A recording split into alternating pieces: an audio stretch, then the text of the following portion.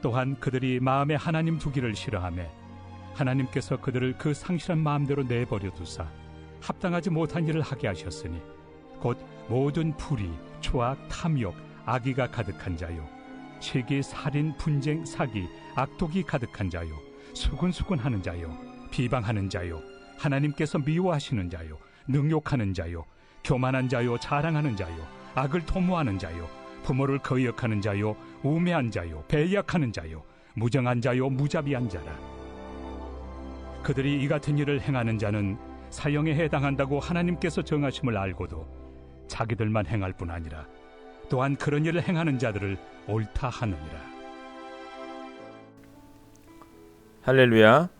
하늘 양식과 함께 하시는 한 사람 한 사람을 주님의 이름으로 사랑하고 축복합니다. 오늘 본문은 사도 바울 당시 로마의 실상을 그대로 보여줍니다. 로마에는 사치와 향락, 음란의 광풍이 불고 있었습니다. 특히 성적 타락이 극에 달했는데 로마의 타락과 붕괴를 자세히 다룬 책 사생활의 역사라고 하는 책에 따르면 당시 하루에 약 60여 명의 신생아가 유기되거나 죽임을 당했다고 합니다. 바울은 이러한 사회 한복판에 살고 있는 그리스도인들을 향해 로마인들의 추악한 죄악상을 낱낱이 드러냅니다. 하나님을 떠나 죄 아래 놓여 있을 때 인간이 얼마나 악해질 수 있는지를 적나라하게 알려준 것입니다. 오늘 본문 28절을 유진 피터슨의 메시지 성경을 보면 이렇게 기록합니다. 그들이 하나님을 인정하기를 귀찮아하자 하나님께서 간섭하기를 그만두시고 제멋대로 살도록 내버려 두셨습니다. 주인신 하나님을 거부한 대가로 타락한 마음자리에 내버려 둠을 당한 것입니다. 그렇다면 하나님을 무시하고 제멋대로 사는 삶은 어떤 모습일까요? 바울은 그들의 죄악을 21가지로 열거했는데 곧 불의, 악행, 탐욕, 악의, 시기, 살의, 분쟁, 사기, 적의, 수군거림, 중상, 하나님을 미워함, 불손, 오만, 자랑, 악을 도모, 부모 거역, 우매함, 배신, 무정, 무자비가 바로 그것입니다. 그런데 더욱 놀라운 것은 당시 사람들이 이와 같은 일을 하는 자들을 죽여야 마땅하다는 하나님의 공정한 법도를 알면서도 온갖 악한 일을 스스로 행할 뿐만 아니라 심지어 가장 나쁜 짓을 저지르는 자들을 뽑아 상을 주기도 하면서 서로 치켜 세웠다는 것입니다. 오늘 우리가 사는 이 사회는 어떻습니까? 그 당시 로마의 모습과 놀라우리만큼 너무도 흡사합니다.